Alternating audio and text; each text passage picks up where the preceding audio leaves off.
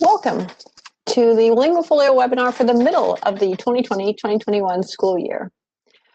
My name is Anne-Marie Gunter. I'm the World Languages Consultant with the North Carolina Department of Public Instruction. You see me, my emoji at least, pictured in the bottom right-hand side of the screen. I'm joined by my colleague, Sally Stocks, who's one of the ESL Title III consultants here at the department, as our tech backup today. So welcome to everyone. We're going to talk a little bit about where we are with LinguaFolio and what you can do with some of the LinguaFolio tools in the middle of the school year. Today's agenda is just like you see on the screen. We're going to do a welcome and some logistics so that everyone knows how to use the control panel. After that, our topic for today is motivating students to use LinguaFolio. And we have a special guest speaker who's going to share about that directly from the classroom. Then we'll focus on two biography components from LinguaFolio that you may or may not have explored recently, the Intercultural Experiences Summary and the Learning Inventory. After that, we have a section on connecting to SEL, or social and emotional learning, core competencies with LinguaFolio. And then we'll talk about accessing LinguaFolio classroom materials and professional development training that's available to you for free about LinguaFolio. And after that, we'll take any final questions, talk about some upcoming opportunities for professional development from other entities besides the Department of Public Instruction, and wrap up for the day.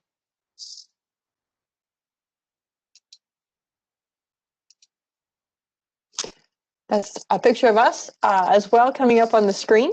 I did already introduce us, but now you can see all the Bitmojis and our contact information. Always feel free to contact either Sally or I with any questions about LinguaFolio. We work as the NCDPI LinguaFolio team on your behalf so that language learning across the board is represented. We are joined by Dr. Christy Day. She is our section chief and has just been promoted to the assistant director of our division. She also works with us on LinguaFolio initiatives. So let's begin with our overall welcome and some logistics that will help you communicate with us throughout the webinar and participate in the activities we have planned. First, we want to remind you of your WebEx controls. This school year, we have been using WebEx events for our webinars. And so if you've been with us before, you probably are a little familiar with this. Please take a look now at your WebEx controls. Likely it came up on the right-hand side of your screen. You should see a control bar, kind of like you see pictured here on the slides. Yours may look a little different depending on if you have logged in on a smart device, something else, or through the app. But in general, you have WebEx controls. Notice that the little blue button with the person logo on it shows you who the participants are today. And then the blue button right next to that with the little balloon caption is the chat button. One thing to remember is that we're going to use the chat quite a bit. And so right now would be a good time to look at your chat on your control panel, make sure you can see it, and make sure that when you send a message in chat, you're sending it to everyone or all attendees, whichever comes up on yours. This will allow everyone to see the message, and it will give you a chance to give feedback and answer questions that we're doing. Also, we're going to be using Mentimeter today as our polling feature. And so you can access that on the same device you're on or in a different window or a different device. You just need to go to menti.com and wait for our instructions on how to use that. And so we're using that so that we can show you the poll results as they come up. I'm going to pause here for a moment, make sure we don't have any questions or anything in the chat box about the controls. It looks like everyone is good to go. So let's begin with a menti.com question or Mentimeter. Why did you join the broadcast today? We always like to know why you're here, what your goals are for this professional development. So Sally is launching the Mentimeter poll in the background. Again, if you go to menti.com, you should see on the right-hand side of the screen that come up on your device. And you see the code that you type in to answer this question. So for why did you join the broadcast today, you can choose all that apply for you. Was it to access professional development or PD for language educators? Did you want to ask a question about LinguaFolio? Did you just want to connect with other educators? Are you interested in earning 1 contact hour for license renewal? Are you gathering information to share with others, or are you learning about new resources? So type in that code 6485956, and you can put your answers in.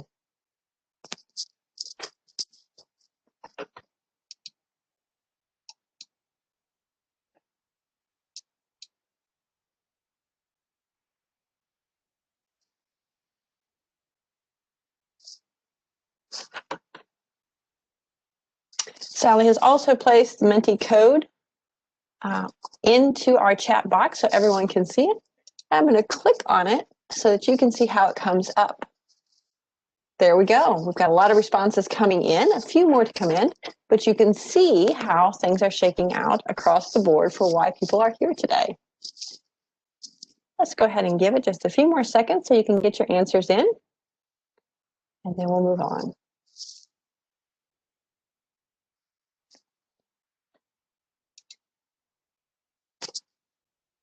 If you ever use Menti.com or a poll feature like this with your students, know that refreshing the screen, that kind of thing, is an easy way to make sure you're getting the latest information that people are submitting. Menti.com is one of the tools we like to use. We are using the free version, but there are several other versions too. And other tools like this that do pretty much the same thing.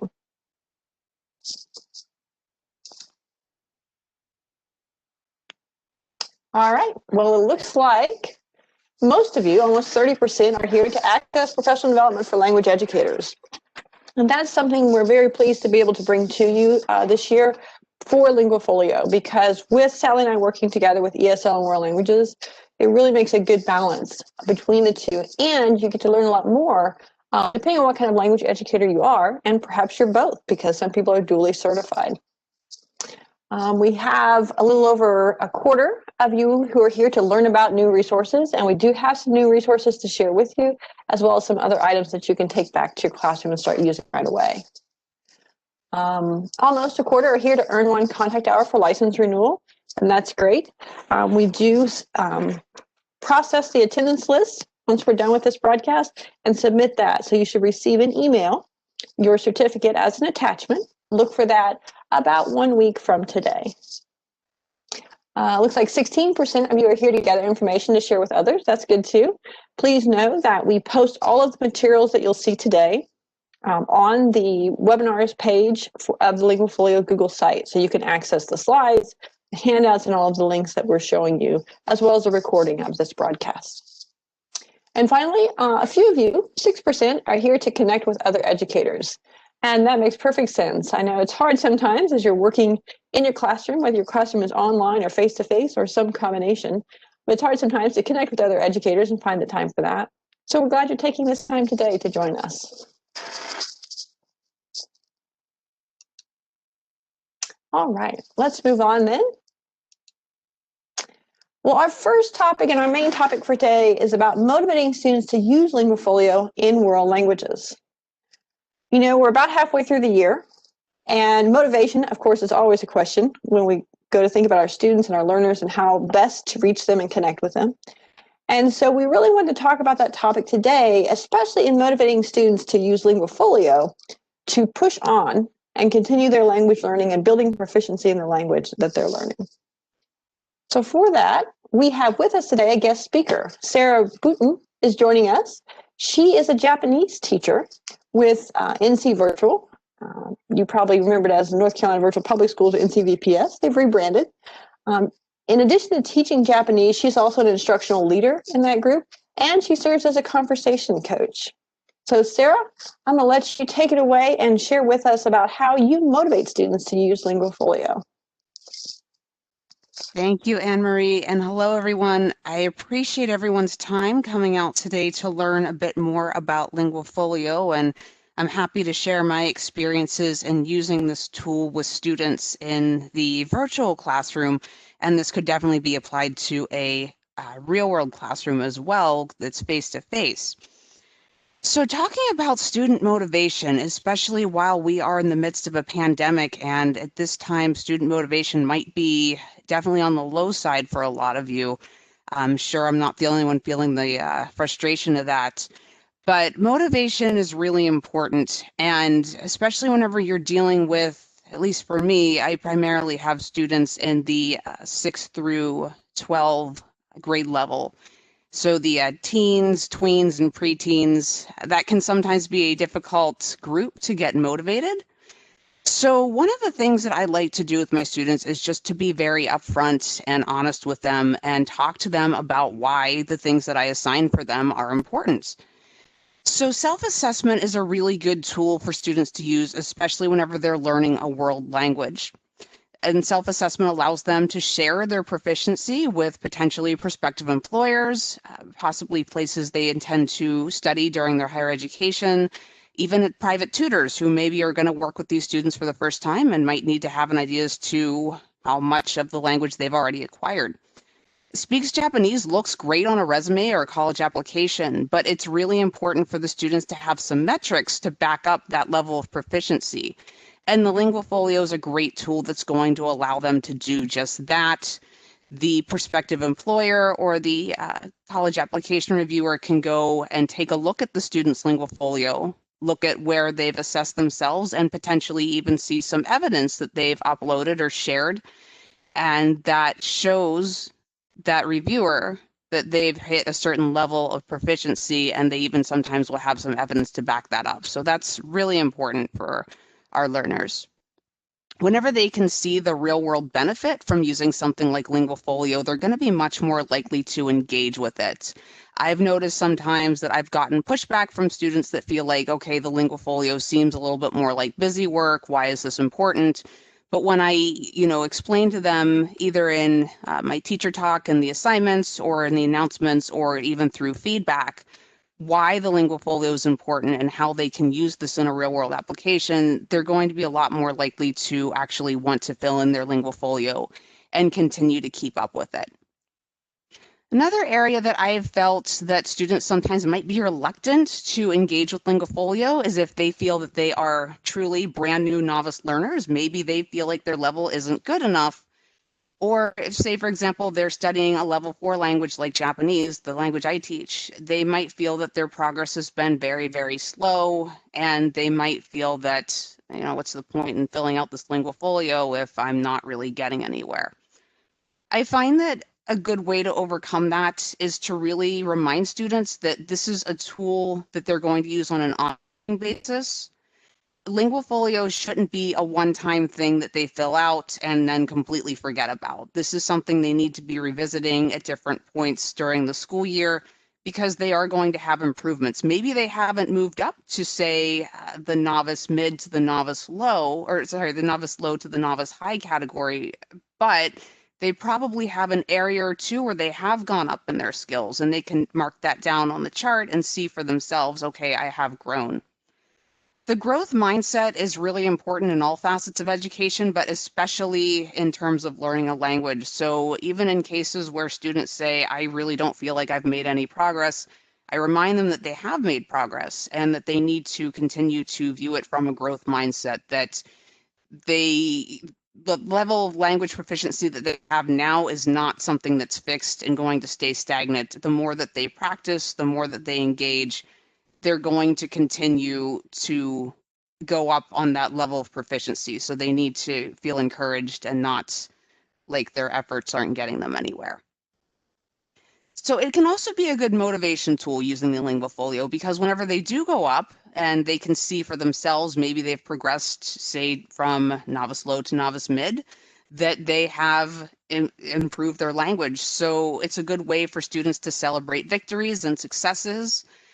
If they, say, for example, completed a lengthy end of course project, that's something I would encourage them to upload in their LinguaFolio and see how much they've improved over the course of either the semester or the year. And it's good for them to see in the sort of concrete examples, okay, this was what I submitted for my end of course project, or this is what I did for an assignment that I had to do, and they can see how much they've improved over time. So it's a great way for students to be able to celebrate their successes and victories and stay motivated to keep up with the language as well. And it's really important that we allow students the means to transition from semester to semester. And at NC Virtual, we do a few different things to help students stay on track with their portfolios. Now, I do know there is an online portal. Unfortunately, we don't leverage that right now, but if your students do have the access to the online portal, this makes it really easy for them to go in, log in anytime, and make updates to their levels of proficiency, upload evidence of their proficiency, and all that good stuff. But even if your school doesn't have access to it, don't worry, there's plenty of ways to get around that.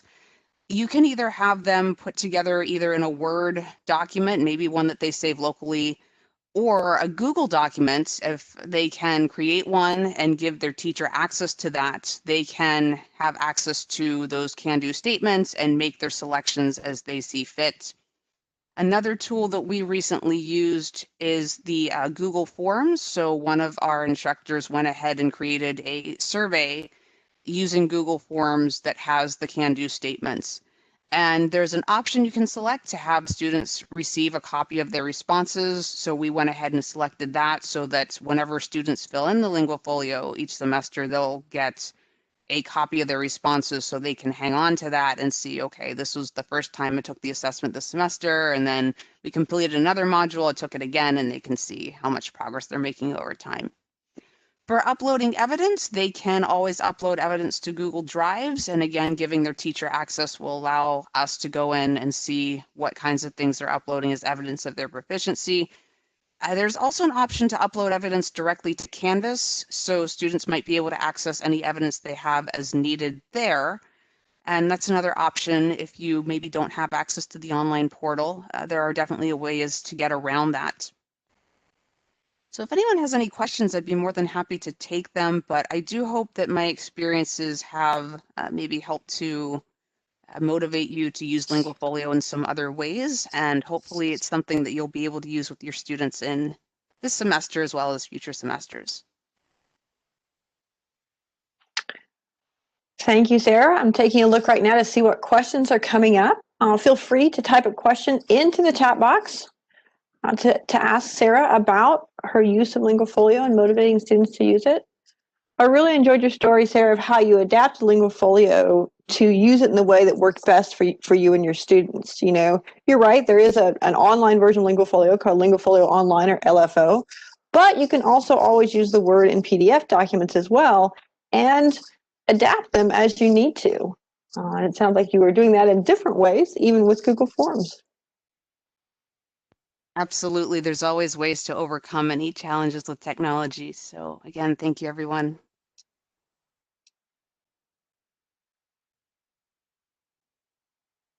I'm looking for questions. Feel free to submit questions.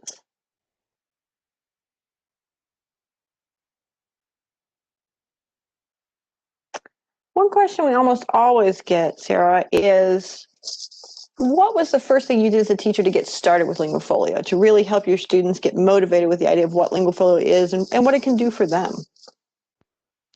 To be honest, I had to unpack it myself. I didn't originally start off as a teacher. I made a career change a little bit later on in life, and I had no idea about the LinguaFolio tools since back whenever I was learning in multiple languages in high school, we didn't have access to anything like that. So I was able to go in and really unpack the different levels of the language proficiency and how students might be able to take this and use this as a tool to help them gauge where they're at. So really just sitting down with it, getting really comfortable with it, and then ultimately going into Canvas and seeing how everything was set up for students to use it was how I got started. So, you know, like I said, it's a great tool. It allows students to see how they're doing. And I think as long as they have an instructor that explains why it's important and how to set them up, that it's a great way for them to continue to track their progress. Definitely. And you know, you make a really good point that we as teachers need to have our own LinguaFolio. It's a good way for us to unpack it and see what's there for us to use with students. But also, as you know, lifelong language learners, it's a good thing for us to have and to really reflect on how is the learning process working for us over time as we increase our proficiency in our languages. Absolutely. And if you're like me and you've studied multiple languages, it's a good way to assess not only where you are with where you are, maybe the language that you teach, but other languages that you've studied over time. So it can be a lot of fun too. True. We do have a couple questions coming in. Gina wants to know, when can students practice LinguaFolio if they have a full schedule at school? Can we include it as part of an assignment so that we can motivate them, or how would that work? It could definitely be done as an assignment, but one caveat to that is that we don't grade this assignment and we also don't really offer any credit for doing it. So it wouldn't be like a pass-fail kind of a thing. But we do want to allow them the time and the opportunity to fill this out. So I would recommend maybe trying to put it within your course somewhere, but I wouldn't recommend forcing them to do it, as that might cause some undue stress, maybe even push back against doing the LinguaFolio to some extent, and then maybe potentially push back on learning the language, which we really don't want. So it really should be a tool that they feel empowered to use, but it shouldn't be something that they feel forced to do. Okay. And you mentioned before kind of an example of maybe using some of the can-do statements before you do a unit, and then those same can-dos or similar ones after the unit, or maybe further on in the year. Can you talk a little bit about how you manage that with balancing it with assignments and the different things that you're doing in your course? Definitely. So whenever students start a new module and a new lesson in our NC virtual courses, they'll see the can-do statements in the very beginning of that lesson that we're working on for that particular lesson. So that way they can see, okay, this is what I'm going to be working on, and this is how my language skills will improve after this. So it's good for them to see that. And then after they do a module, ideally that's a good time for them to go back into their LinguaFolio and see, okay, what can I update now that I have this new module under my belts? Yeah, it sounds like you're making it just part of your routine with your class and with your students. Definitely. And again, as it's sort of built into the module, that way students will know, okay, this is something I've got to go complete. And so it will just become a habit. They're going to be more likely to keep that LinguaFolio updated. And with our proficiency-based standards, when we go to write our curriculum with that, obviously LinguaFolio is already aligned to that and really helps support language learning in all of the different skill areas. Definitely. And it also helps, I think, to keep students motivated so they can see, okay, after I've done this lesson, I'll have these new skills, and they can see that their proficiency continues to go up. Excellent. Okay. I'm looking for additional questions. Elena wants to know, Sarah, why do you say to not put a grade for it? We haven't put a grade in. It's sort of just, do they do it? It is sort of an incomplete or complete. And, I think the idea of not putting a grade in is because we don't want this to be seen as sort of more of a formal assessment. This is an informal assessment, and it's a self-assessment. So students should feel like this is something that they can do, but maybe not necessarily feel coerced into, I have to do this for a grade. Mm-hmm. Yeah, and that's a good point, because we know LinguaFolio is a formative assessment tool, which means it's ungraded, but it helps inform the student of where they're at and how they can set goals and continue to move forward. And it also gives us as teachers an opportunity to see some feedback from students about how they're progressing, and then adjust our instruction as well, which is another good purpose with formative assessment. Definitely. And Elena, typically what we want to do, especially if you're using the module approach like we use at NC Virtual, is that after each module, students would go back in and make any changes to their LinguaFolio based on what they've learned in that particular module.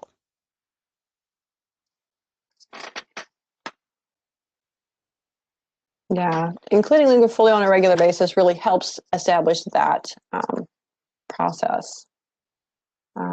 I see another question: what languages are included in LinguaFolio? And the answer is simple: all of them. Sarah, do you want to share a little bit about how you've introduced your Japanese students to it, or any other languages maybe that they brought to the classroom? It's not unusual that my Japanese students have either taken other languages through NC Virtual or they've taken other languages at different point in their educational careers. So that is kind of fun. I do encourage students, if they have studied other languages, to fill out a LinguaFolio for each of the languages they've studied. But as far as getting them started, what we do is we create an assignment. Now, again, this isn't a must do, it's not graded, but there's an assignment that's created at the end of the modules, and they can go in, they can read about LinguaFolio, why we do it. And again, there's partially, for me, I talk about in the announcements why we need to do LinguaFolio, why it's important. That helps with the motivation to engage with it. And then they'll go in, do that assignment, do the assessment, and then they'll submit it. Again, they're not getting credit for it. It's more like a complete or incomplete. It doesn't impact their grade. But again, it's good that they have that tool to do the self-assessment. We do have someone commenting as well what an amazing tool LinguaFolio is, and that her husband even started LinguaFolio to remember some Swedish that he learned from when he was little. Excellent. I would definitely be interested in getting to know the Swedish language for sure. So that's really interesting. Yeah. And like we said, LinguaFolio can be used with any language you're learning or that you have learned in your background. So it works for everyone. And we would encourage people to really use that for their different languages.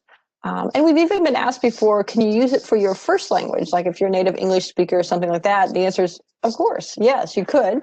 We often talk about using LinguaFolio when we talk about language learning, like learning a second language of some kind, whether it's English or a world language.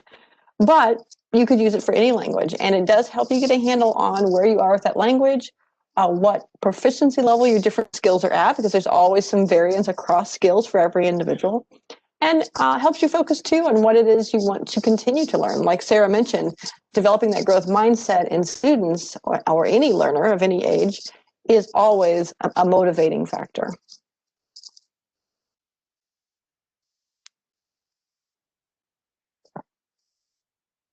All right. Well, thank you, Sarah, for sharing with us today about how you use LinguaFolio to motivate your students. I'm being reminded by Sally that we are at 4:30, and so we appreciate you joining us today and sharing your perspective. But I think we're going to go ahead and move on with the rest of the webinar, although please stay here and share any experiences with these, like the biography components that we're going to talk about as well.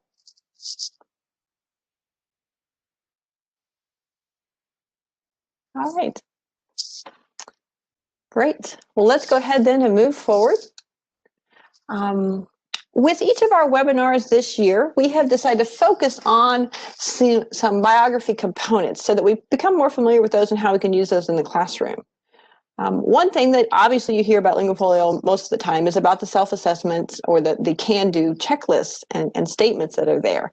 And those are a very important part of that, as we've just talked about. But there are also some biography components that you can use in different ways to help your students be motivated to learn languages and keep pursuing their proficiency in the language and their knowledge, even of cultural competence. And some of the biography components really speak to that. Today's broadcast, and actually this week's broadcast as well with the ESL group on Thursday, we're going to focus on the intercultural experiences summary that you see on the left-hand side of the screen, as well as the learning inventory that you see on the right-hand side of the screen. And these are just simple screenshots, but these documents are available as Word documents, as PDF documents with fillable boxes and so forth, and they're on LinguaFolio Online or LFO as virtual documents as well. So they're available in any format that you're using LinguaFolio in. We're going to start with an activity with the learning inventory. And the learning inventory really looks at what a student has already accomplished using the language. A lot of teachers like to use a learning inventory to help students remember all of the activities and the things that they've done to learn the language over time, whether that's over one semester or an entire course or over a program. And you'll notice that they can add some accomplishments and so forth, but they always start the learning inventory by adding the language that they're studying. And I'm going to ask you for our activity to add the language or the course name, because we're going to take the perspective of a student here in a moment. And then I want you to check the scale that you see on the screen that's at the top of the learning inventory, because as students are going through this inventory, they're indicating whether they've done something or accomplished something with the language either frequently, sometimes, seldom, or never. 4, 3, 2, and 1. So again, looking at what students can do and what they have done as a motivating factor. So they'll have different responses for different items. For our activity today, for part 1, I'm going to ask you to do a teacher reflection and choose one course right now that you're teaching or supervising, because some of you I know are administrators, just one course. So it might be a Spanish 1 course, might be Japanese 1, could be an elementary or middle school course that you're doing. Just pick one. And then I want you to complete the learning inventory from the perspective of a student in the course. And what we're going to do is we're going to go through about 3 slides here, and we're going to have screenshots from the learning inventory. And so as we read each set of accomplishments with the language, or each slide, I'm going to ask you to share the one accomplishment or activity you've done the most as a student in the course that you're thinking about. So Sally's going to post here in a minute the links to the Word version and the PDF version of the learning inventory, in case you want to use that for yourself right on your screen today. But also what we're doing today, you should probably be able to do just by looking at our slides. And like I said, we'll have access to the slides afterwards. So get in mind the course that you're going to do this on, and maybe even think of a particular student in that course that you're going to take on their role to respond to the learning inventory today.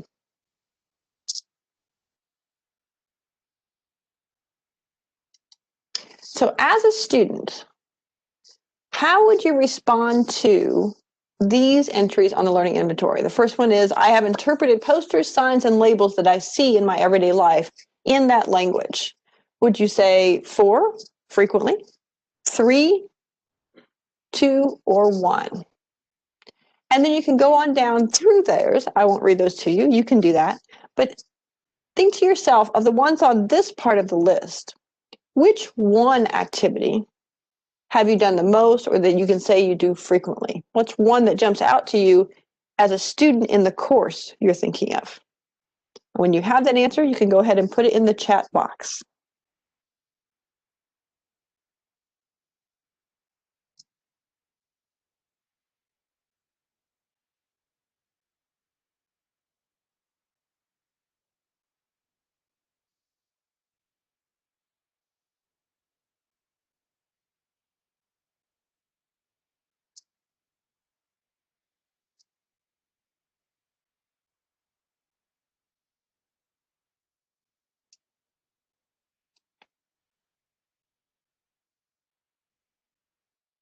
Getting some good responses. I hope you're reading them too. Looks like a lot of you have been using pop songs and videos with your students in your classes, and that makes good sense. Also, I see some computer games, some memorized rhymes that you might teach students and have them learn. A few of you have had them reading books. Okay. And so again, this is an opportunity for students to really think back through and think about, what have they accomplished with the language? What have they been doing with it? Because sometimes students forget that, or they get in a rush, and a little reminder like this can be really helpful. All right, so that's the first part of the list. Now up on the next slide is another series of things that they could be doing. And some of these are activities and some of them are assignments and different things you might have done. Starting with, I've worked with diagrams, statistics, and graphic organizers in the language, or I've read excerpts from literary works. So again, choose the one that you think the student in your class would say, I've done that most frequently, or we do that often.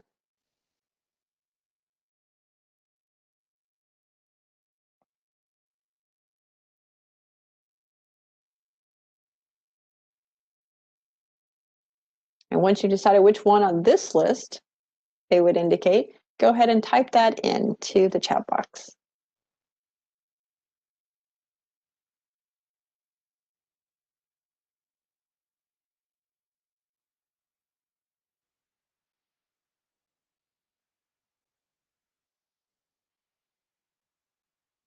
See a lot of people saying they've recorded vocabulary, made flashcards, kept a file of flashcards. Some have worked with graphic organizers. Vocabulary is a big one.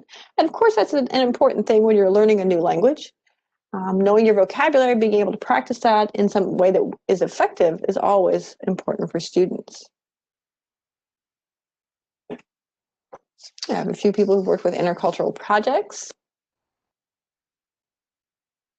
and recorded things. Great. All right. Well, let's go on then to the next one. This looks at what students have done to a large degree with written assignments and activities. So maybe they've written a dictation in the language, or written text about their city or their hobbies, or reported about their experiences or adventures. Look down through there. What would the student in your class say they've done the most, or that they do most frequently?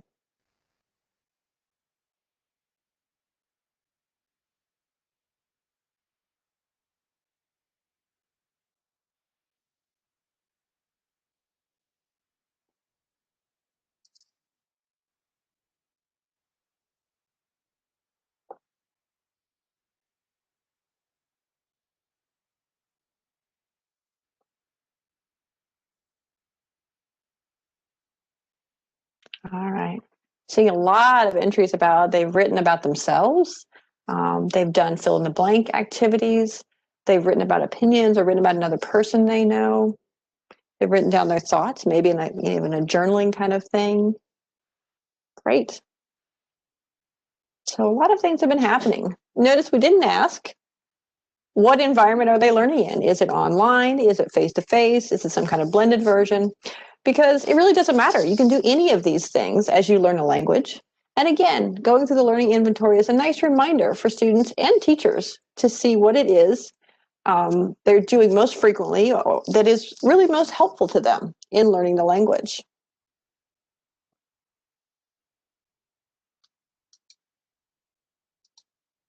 So with that in mind, I wanted us to do the learning inventory first, because it kind of segues into how you could use the intercultural experiences summary component of the biography as well.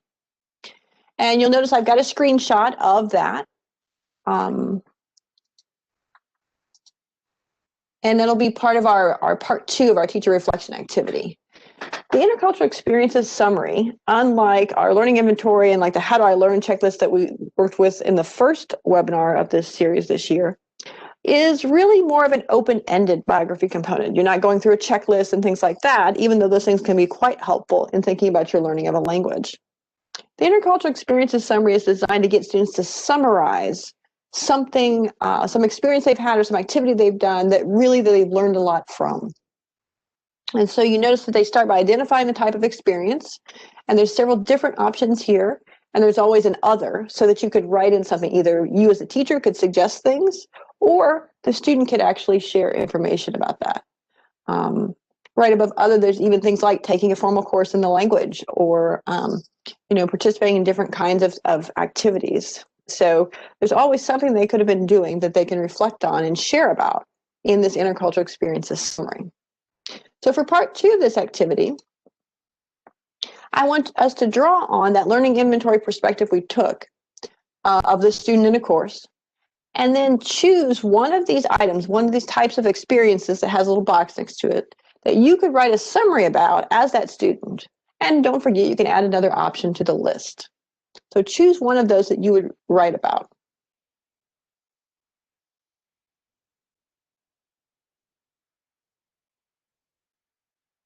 All right. And definitely go ahead and put that into the chat box, which one you would write about for your intercultural experiences summary. See a lot of different options here. Some people are going for the formal course route. Some are talking about homestays. Some are looking at personal interactions in the community or participating in immersion camp or experience. So lots of things happening. Now they're going to write a short summary about their experience with things like the language they spoke or signed, whichever, the location where this happened, the length of this activity or event, the purpose of it, and then summarize their feelings and reactions about it. So in looking at that, share how you might use this biography component and its summary as a middle of year activity, either for a self-reflection for the student, open-ended feedback in general for you as the teacher, or instructional input that might help you focus your units and course and your activities that you do so students are continuing to learn the language. So think about how you would use this component. Would it be a self-reflection, open-ended feedback, or instructional input?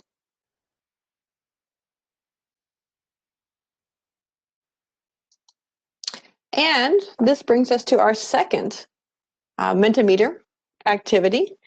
So which middle of the year MOY activity did you choose for your students for this intercultural experiences summary? Sally's going to go ahead and launch that. And you can tell us how you would use this activity or how you would have the students use it in the middle of the year.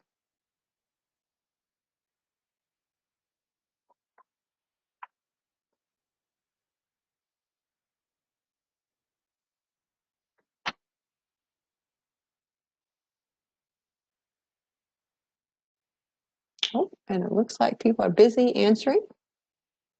So how would you use this? Don't forget the code we're using this time is on the screen, 4688194. Just go to menti.com and type that in. You can answer the question. Sally's even put the code in the chat box for us.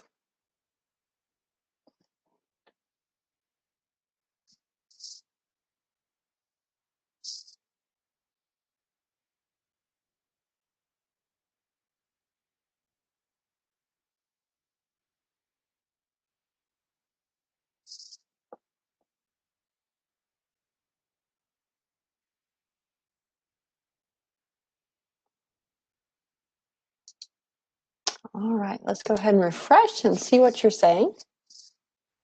All right, so we've got all three options in play right now. Some of you would do this as a self-reflection for the students to do in the middle of the year. Some would do it for open-ended feedback from the student, and some would do it for instructional input. Good deal. As you're continuing to answer that, if you haven't already, please type in the chat box why you think using it as a self-reflection and open-ended feedback or instructional input, why that would be a good middle of the year activity that would motivate your students in using LinguaFolio and in language learning.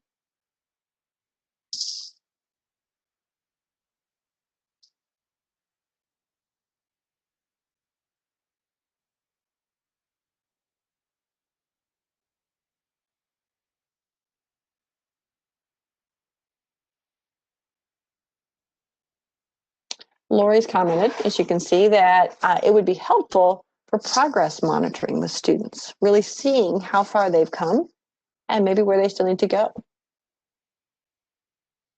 Elena said it would be good because the students would see their own achievements and they'd be motivated to do better once they see what they've accomplished.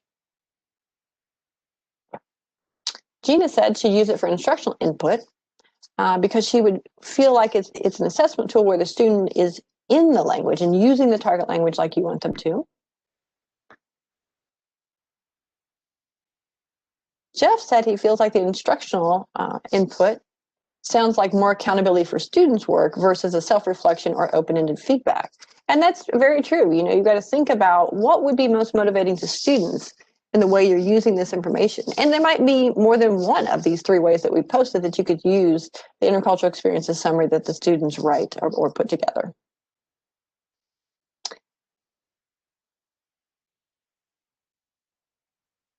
Alexandria said she would use this as a reflective thinking activity to really get the students to think about where they've been and where they might want to go. Sarah said it's another way for students to celebrate their victories in language learning, the things they've accomplished and the things that they're proud of. Cecilia said it'll help students look back and look at their progress and then encourage them to move forward. Barbara noted that it would be a good self-reflection activity and motivate the students to try other activities as well. And that's very true too. And that's one of the things that we use LinguaFolio for, especially things like the learning inventory. You know, once you see all of the options that are there, it really sparks some ideas sometimes on the part of the student as well as the teacher. Jennifer said she'd use this as a middle of year activity for open-ended feedback to help guide students on their progress. And Dolores said she would use it to provide feedback so she could improve weaknesses with students, but also celebrate their strengths. And that's a great idea to think about how you can use LinguaFolio to champion what students are doing and how they're moving forward, but also help them in the areas where they need a little more support in their learning. All right, so let's see what we ended up with. There we go. Thank you so much for doing that activity. I hope it sparked some ideas for you about how you can use these biography components in your classroom, maybe still before the end of this calendar year, as you're looking at the middle of the year and transitioning from, let's say, one course to another or one semester to another, or just from now before the holidays until after the holidays with your students.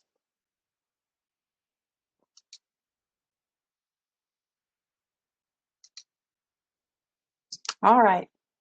And Sally has put our links in there about the Word and PDF versions of our LinguaFolio Biography components.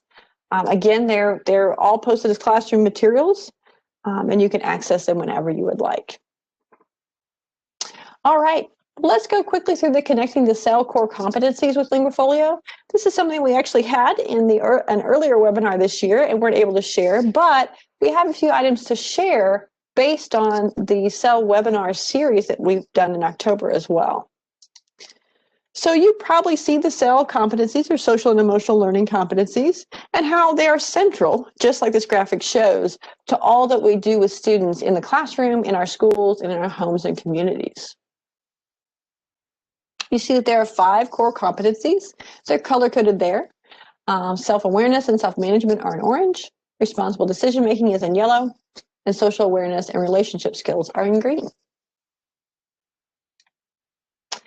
For the CEL competencies in every area, we have created mapping documents that map directly back to our state standards. And it shows you kind of how those CEL competencies are present already in our state standards and therefore in the curriculum that teachers write from the state standards.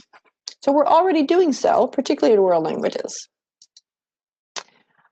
One of the things that we've done with these CEL mapping documents is to define CEL and how it impacts our curriculum. And so world languages and biliteracy curriculum is enhanced when it's intentional about developing those CEL core competencies.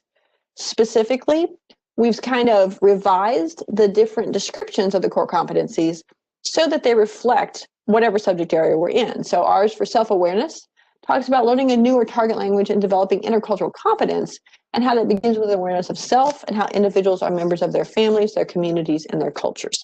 Certainly something that we talk about and focus on in world languages.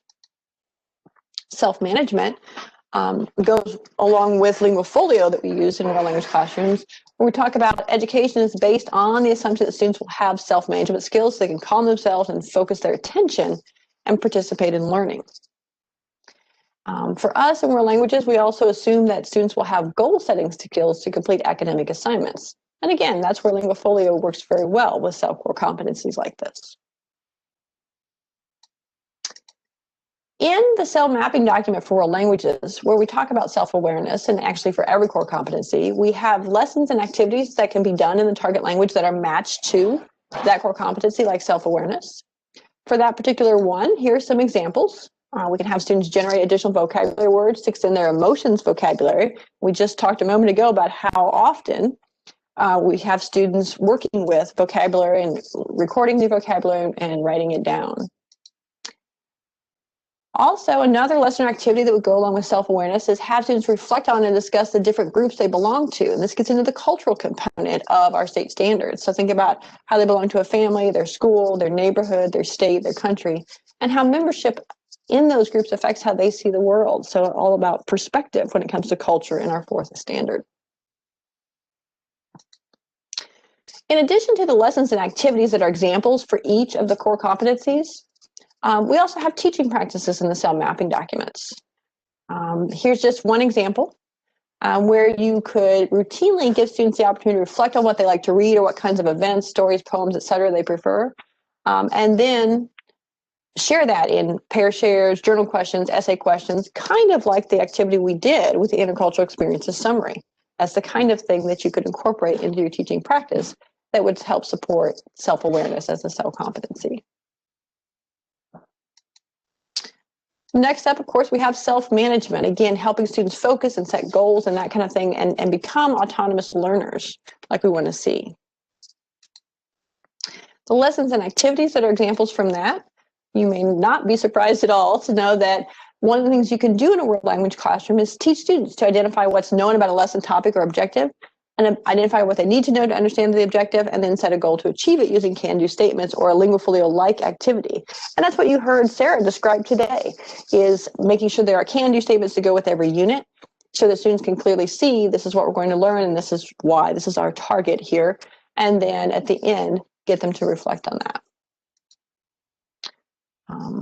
Another example for a lesson activity was to have students work on individual goal projects that they set for themselves, and then monitor that progress in their LinguaFolio. Because in addition to monitoring language proficiency and progress in the different skill areas, there's portions of the LinguaFolio where they can truly set goals and then check back for themselves on how they're doing with meeting that goal and the steps they're taking. And then with teaching practices, students can be taught to self-assess progress toward their learning goals, just like we've been talking about with LinguaFolio and the practical examples from classrooms.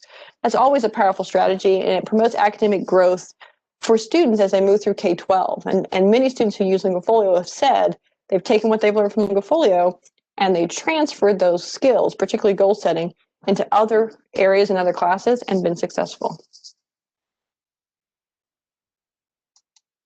So these are just some basic examples of what's in the cell mapping document for world languages. I did want to share with you that the NC cell standards mapping has been done, as I said, for all content areas, and you may have colleagues in other areas you want to share this with, or you may yourself be teaching in other areas as well. So this is our final documents table. You can always go to this table and click on that and download the cell mapping document for the different areas. In addition, we did do a webinar series in October that explored those cell mapping documents for every content area. So we have integrating cell into the content areas webinar series. You see on the left-hand side another document where you can click on it right on the one document and get all of the information you need, like the slides, the participant notes, and the recording of that. But that information is also archived on the School Counseling Google site on the archived webinars page. And so you can see all the dates in October when those broadcasts were handled. And how you could access that information. So I would encourage you to do that and really get to know the cell mapping document for world languages that is an instructional support tool for our state standards.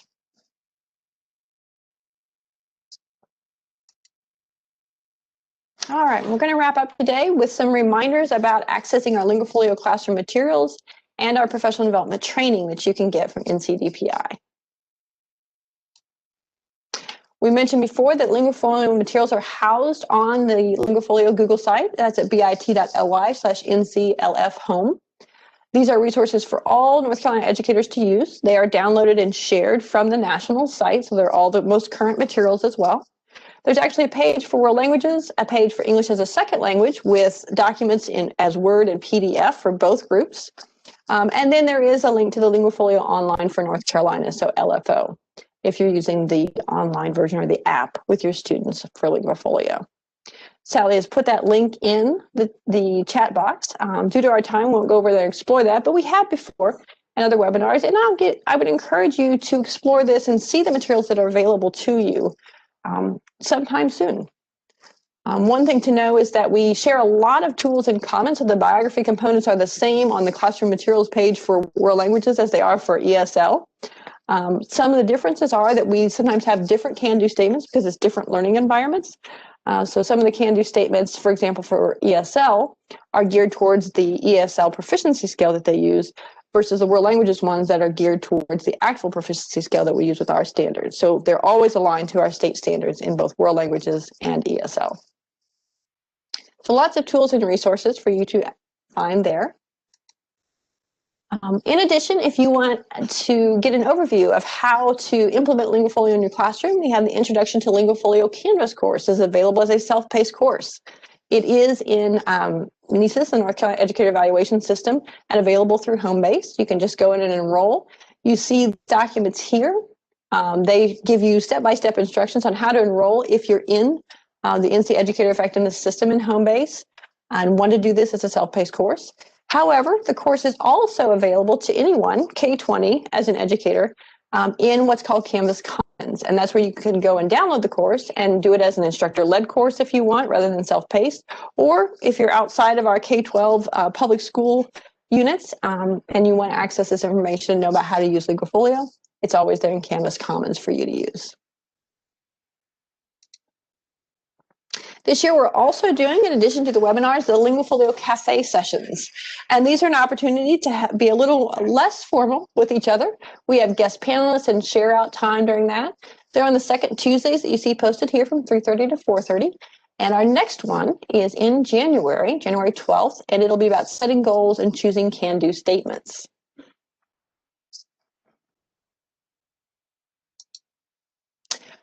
As I said, we do have the LinguaFolio webinar series. We've grayed out the things we've already done, so we're closing out our webinar today. We've done our World Languages Middle of the Year webinar. Notice that we have one targeted for ESL teachers on Thursday of this week, on December 10th at 3:30. So feel free to join that one. And then our final LinguaFolio webinar for the year will be in April, and that's our end of the year webinar on a Thursday at 4 to 5 p.m. All right, we're wrapping up today. We do appreciate you joining us. I'm going to take a look and see if there are any final questions we can answer, as well as share some opportunities for you that you might want to know about coming up. We do have some conferences coming up in world languages that many ESL teachers attend as well. The virtual spring conference for FLANC, Foreign Language Association in North Carolina, is coming up on Saturday, February 27th. As it says there, it will be virtual, so you can access it from anywhere. This conference will have 50-minute concurrent sessions with invited speakers from the FLANC Fall Conference who were rated very highly for their sessions. And so join that if you're interested. And know also there'll be some dual language immersion or DLI school site visits virtually on Friday, February the 26th, the day before the conference starts. Also coming up later in the spring, in March, is the SCOLT conference. That's our regional and professional organization. SCOLT is the Southern Conference on Language Teaching, and their virtual conference this year will include both synchronous and asynchronous sessions. And you'll find the link on this slide as well as in the notes if you're interested in finding more information about that. That's it. We're wrapping up. We thank you for joining us. As I mentioned before, the archives from this broadcast will be posted on our LinguaFolio webinars page within the next week. The archives include a recording, the slides in 3 formats, and our handouts and links. And I see there's a question in the question box already about if you participate in today's live broadcast, when will you get your certificate? You will get that via email in about a week. So look for that to come through email, and it will be an attachment on that email. That's all from us. Again, we thank you for joining us, and big thanks to Sarah for sharing about her experience and expertise with LinguaFolio and using that with her students.